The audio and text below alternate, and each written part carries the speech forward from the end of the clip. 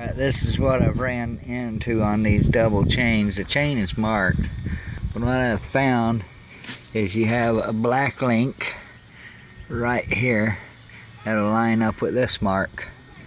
Then you also have a mark right here, a little dot that'll line up with that.